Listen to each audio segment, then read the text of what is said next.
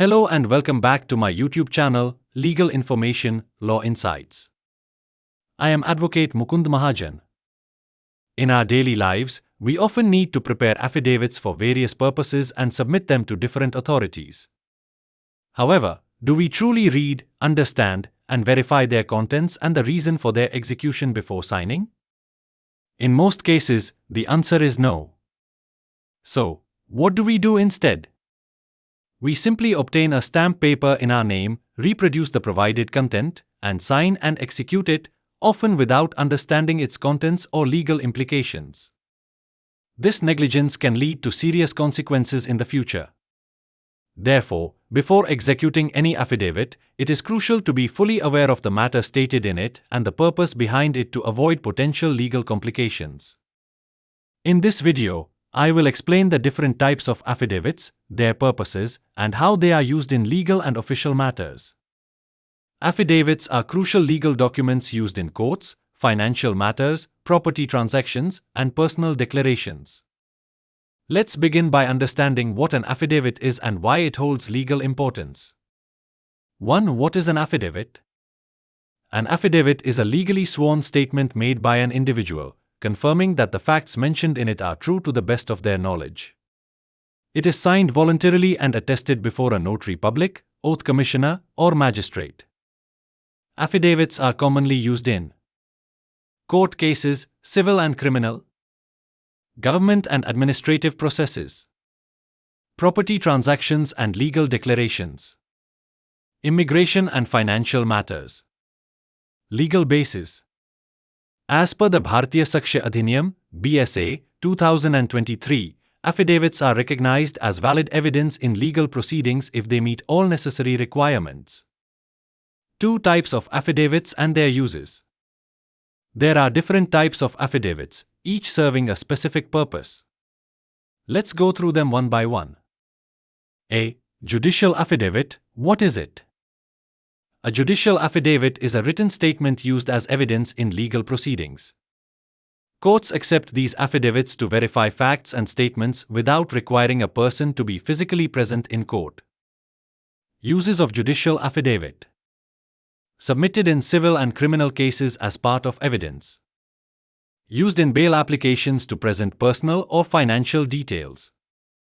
Included in petitions and applications before the court.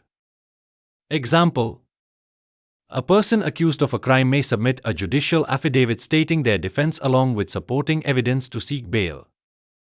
B. General Affidavit. What is it? A general affidavit is used for making personal declarations in non-court matters.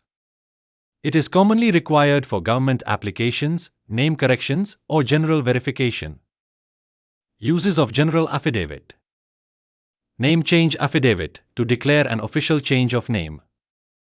Date of birth affidavit, used when a birth certificate is unavailable. Address proof affidavit required for ID proof in various applications. Example: if a person wants to change their name legally, they must submit a name change affidavit and get it published in a government gazette. C. Affidavit of Support. What is it? An affidavit of support is a financial declaration stating that one person agrees to financially support another. It is commonly used in immigration and visa applications. Uses of affidavit of support. Visa and immigration applications to show financial sponsorship. Student visa sponsorship used when a student studies abroad under a guardian's financial support. Dependent visa applications when a sponsor supports a family member.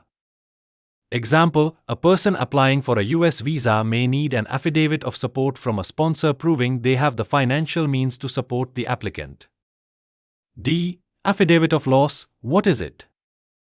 An affidavit of loss is a document that declares the loss of important personal or official documents. Uses of affidavit of loss. Lost passport affidavit required for obtaining a duplicate passport. Lost property documents affidavit, used in real estate transactions. Lost ID card affidavit, needed to get a duplicate PAN card, Aadhaar card, etc. Example, if a person loses their property papers, they must file an affidavit of loss and submit it to the registrar's office along with a police complaint. E. Property affidavit, what is it? A property affidavit is a legal declaration related to ownership, transfer, or registration of property. It helps in avoiding disputes and proves a person's rights over a property. Uses of property affidavit. Ownership affidavit used to declare ownership of real estate. Sale deed affidavit required when selling a property.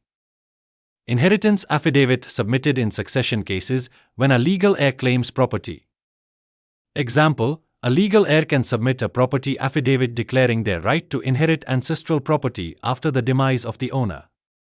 F. Income and asset affidavit, what is it? An income and asset affidavit is a declaration used to verify a person's financial status for tax benefits, legal disputes, or scholarship eligibility. Uses of income and asset affidavit.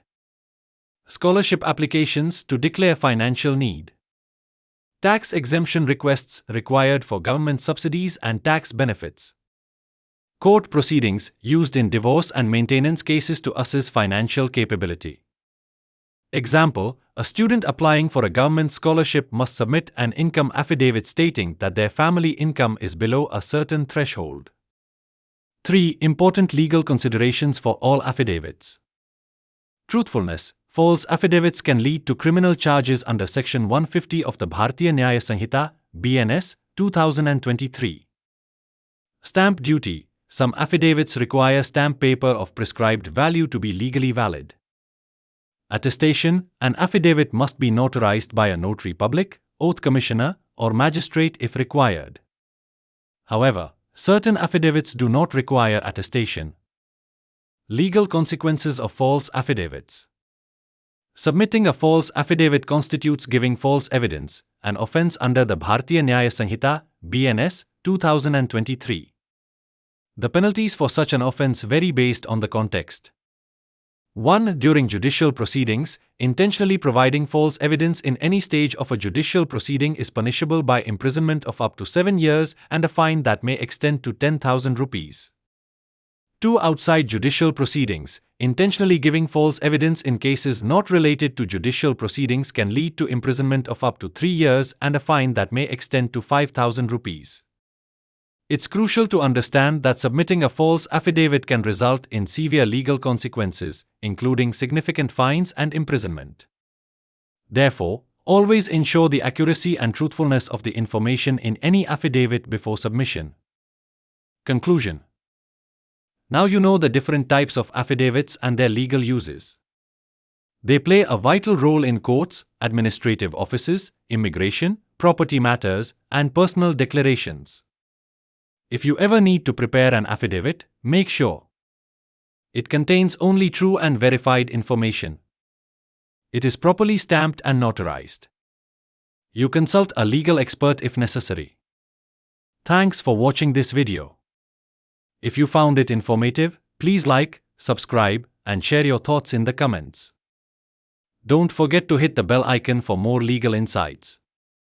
I will meet you in the next video soon. Jai Hind, Jai Bharat.